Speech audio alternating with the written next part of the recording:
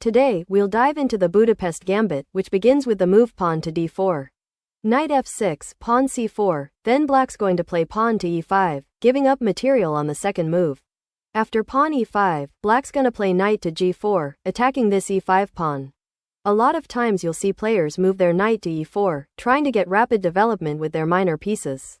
I really don't recommend this. Instead, I highly recommend moving knight to g4, which is the common move, attacking the pawn on e5 and putting a lot of pressure on that square. From here, we're going to take a look at the three main lines that you'll see white play. The first one is bishop to f4, a typical development move for white. At the same time, he is putting central control with his bishop while defending his pawn on e5. Black's going to continue his development with knight to c6 and at the same time, while he controls the center, he's going to attack the pawn on e5 again. White's going to do the same with knight to f3, developing his knight and defending this pawn on e5. Now black would like to bring his queen to e7 and put more pressure on this pawn, but he doesn't want to block in his bishop. So instead, he's going to bring his bishop to b4 first, check. Now that his bishop's out, he can bring his queen to e7, putting more pressure on this pawn on e5. Now white has two options here. The first one is for him to bring his knight to c3. If he does this, white, in the end, is going to be up in material. He's going to continue to be up that pawn of material, but he's going to have doubled pawns here. After bishop takes on c3 and white recaptures with pawn takes on c3, white's going to retain his material advantage, but he does have doubled pawns on this c-file. And it's going to be tough for him later on in the endgame to hold on to this advantage. If he does instead move his knight to d2, as you'll see, black can equalize in material. But white's going to have a double bishop pair and a little better development of his pieces. So we're going to take a look at the continuation of the main line. Now black's going to bring his queen to e7, attacking this e5 pawn a little bit more. There's nothing white can do to hold on to this pawn. From here, white's going to play pawn to a3, attacking black's bishop, trying to get it out of the way. It's pinning down white's knight to the king, and at the same time, it's just troublesome for white to develop his pieces when his king is pinned down by this bishop. So after a3, black's going to play knight to e5. Black has more attackers on the e5 pawn, so he's going to go ahead and start to capture. From here, white has two options. His first is a huge mistake. If you've seen the video on the ninja trap, its pawn takes on b4.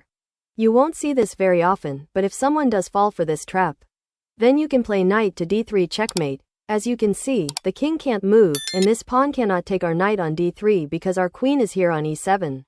Hopefully, you do see that, but more than likely, you won't see that. Instead, you'll see knight takes on e5, and from here, we're going to take again with our knight. Like before, he cannot take our bishop here because we can come to d3 again, it's going to be checkmate. Instead, you're going to see pawn to e3. This opens up for his light square bishop to get into the action, defending his pawn on c4 and, at the same time, giving his king a little room to breathe. If he wants to, next move, he can capture our bishop on b4. Now, it would not be wise for white to take on e5. If someone does do this, that's completely fine, but the reason why white is giving up the exchange is to equalize the material. Giving up that pawn means he wants to have the bishop pair. From here, he's going to lose his bishop. If he takes on e5, black can play pawn to d2, and after white captures, black can recapture. Black will equalize in material and development, and this is really not that good for white. A lot of times, you won't see black take with their bishop on e5. Instead, you're going to see pawn to e3, like I said before. From here, black is now going to move his bishop, just take on d2, and black's going to recapture with his queen on d2. As you can see here, white has the double bishop pair and decent development. Black has equalized in material, which is exactly what we're going for.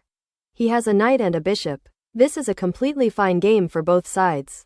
White is up a little bit, but black's not too far behind, and with a nice endgame, black's going to have a completely fine game in this situation.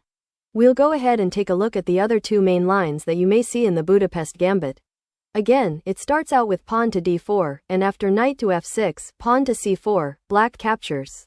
And we play knight to g4. Another move you may see is pawn to e4. A lot of players, if they're not too familiar with the gambit, as soon as they take the gambit pawn on e5, are going to give it right back to you. They'll do this after we recapture on e5. They're going to continue to push up with their pawns, putting a lot of pressure on the center, and trying to gain a spatial advantage on black. What black really needs to do now is maneuver his minor pieces so that he can undermine the central control of the pawns later in the game. That's really the struggle that comes up. Both sides are equal in material. Black's going to try to overextend white's development of his pawns further down the board. And he's going to try to undermine them with his minor pieces later on in the game. The last line you may see in the Budapest Gambit, after knight to g4, is knight to f3.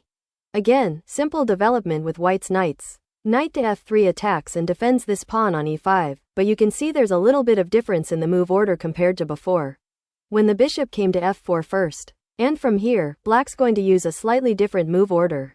He's going to bring his bishop to c5 instead of b4. By placing it on c5, he's putting pressure on the f2 pawn. As you can tell, we already have our knight on g4, so white now has to figure out a way to block this.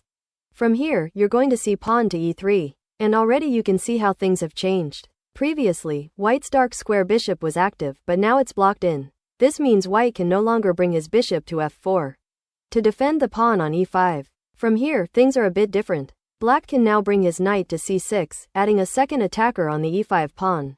White is no longer able to bring his bishop to f4, which would have been ideal for defending the e5 pawn. As a result, white is forced to give up the e5 pawn earlier than he would like, compared to the scenario where the bishop was on f4 first.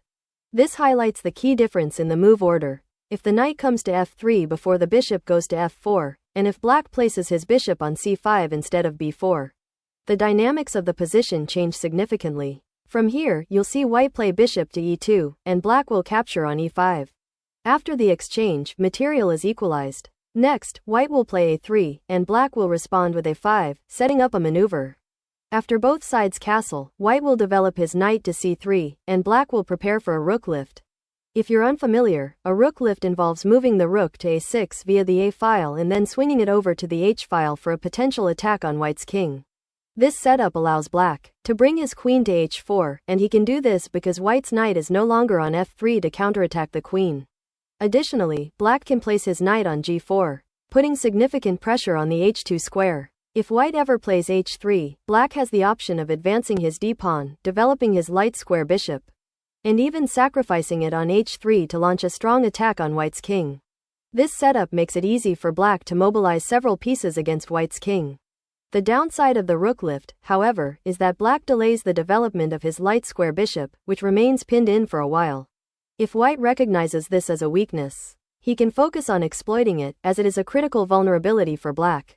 However, if black can position his pieces effectively for the kingside attack, he can create a very strong offensive against white's king. These are the three main lines you'll see in the Budapest Gambit. Thanks for watching.